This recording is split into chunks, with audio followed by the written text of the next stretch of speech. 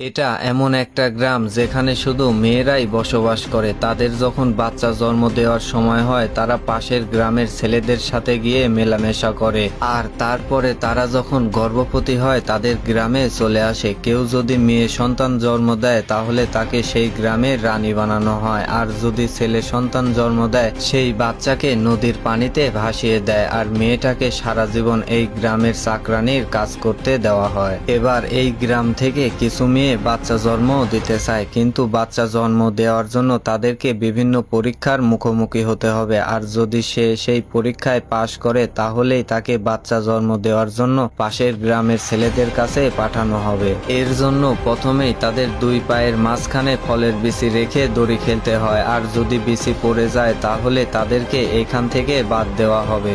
আর এই পরীক্ষায় শুধু 7 জন মেয়েই টিকে যায়। এবার তাদেরকে আবার আরেকটা পরীক্ষা দিতে হবে। এবার দ্বিতীয় নাম্বার পরীক্ষায় যদি কোনো মেয়ের শরীরে কোনো জায়গা তিল থাকে তাহলে তাকে বাদ দেওয়া হবে, আর এবার এই মেয়েটি এই পরীক্ষায় বাদ পড়ে যায়। সব শেষে শুধু 6 জন মেয়ে এই পরীক্ষায় পাশ করে। তাদেরকে বোঝানো হয় পুরুষ মানুষ শুধু একটা দানব, আর তাদের কাছ থেকে কিভাবে নিজেকে বাঁচাতে হবে সেই বিষয়েও ট্রেনিং দিয়ে দেয়। তারপরে গ্রামের রানী সেখানে চলে আসে আর মেয়েদের হাতে একটা কাঠি দিয়ে দেয় যেন গ্রামে ফেরার আগে এই কাঠিটা তারা সাথে করে নিয়ে আসে। এবার মেয়েরা বাচ্চা জন্ম দেওয়ার জন্য ছেলেদের খোঁজে বেরিয়ে পড়ে। তখনই তারা রাস্তায় একটা পাগল লোককে শুয়ে থাকতে দেখে কাছে যায়, আর দানব মনে করে সেখান থেকে ভয়ে পালিয়ে যায়। তার কিছুক্ষণ পরে তারা একটা গ্রামে চলে আসে। সেখানে আসার পরে দেখে শুধু ছেলেরাই বসবাস করে। এত ছেলেদের দেখে সাথে সাথে একজন মেয়ে অজ্ঞান হয়ে যায়, যা দেখে তারা মেয়েটিকে তাদের রুমে নিয়ে যায় আর বুদ্ধি করে কালকে আমাদের এমন ভাবে বের হতে হবে যেন